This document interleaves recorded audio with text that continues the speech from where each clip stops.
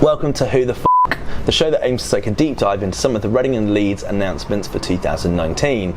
Today we're looking at the 1975. Probably one of the biggest bands to emerge out of the UK in the last decade. They're 3 albums deep and have had immense impact on today's contemporary music.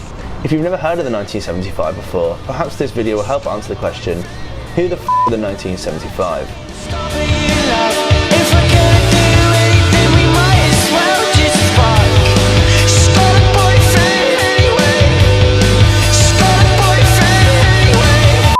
The 1975 are an indie synth-pop band from Manchester.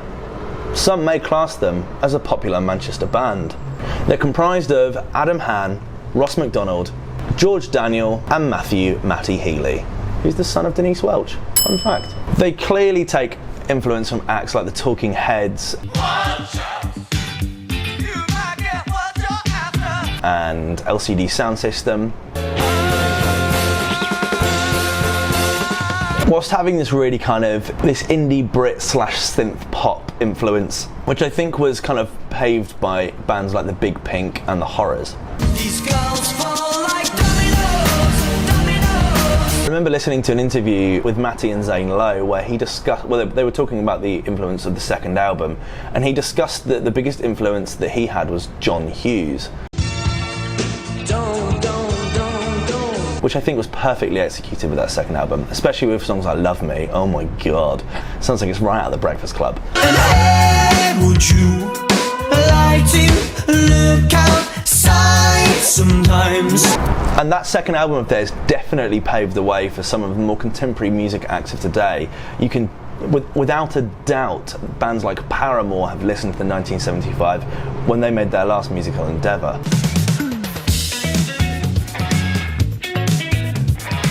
Their biggest song, and I'm going on YouTube plays here, I don't know how else to do this, charts are far too complicated these days.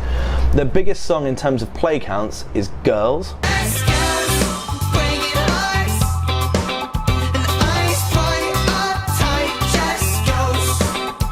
with a view count of 55 million. That is crazy big.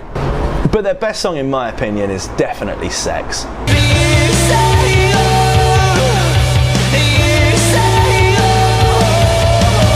It's an incredibly kind of nostalgic Britpop anthem, wailing guitars and heartfelt melodies, which reminds you way more of the work of a band like Catfish and the Bottlemen or the Stereophonics than it does any of their other work. But certainly laid the foundation for some of their more kind of guitar songs like Love It If We Made It or Give Yourself a Try. I know they're kind of both also synth-pop, synthy as well, but you know, give me a break. Their third album, A Brief Inquiry into an Online Relationship, came out last week and is receiving really good traction with music critics. And on top of that, they have another album due to come out in 2019. They've confirmed this will come out before August next year, before they play. I'm letting it happen in the next 6 months. It'll be before August. It has to be. In time for Reading Leeds. Yeah, it has to be in time for Reading Leeds. So, yeah. Yeah, I think it has to be. And it's been a while since we've had a good double album. Drake's album this year was a double album, and it was Pants. I think the last decent one was probably Opposites by Biffy Clyro, which came out in 2013.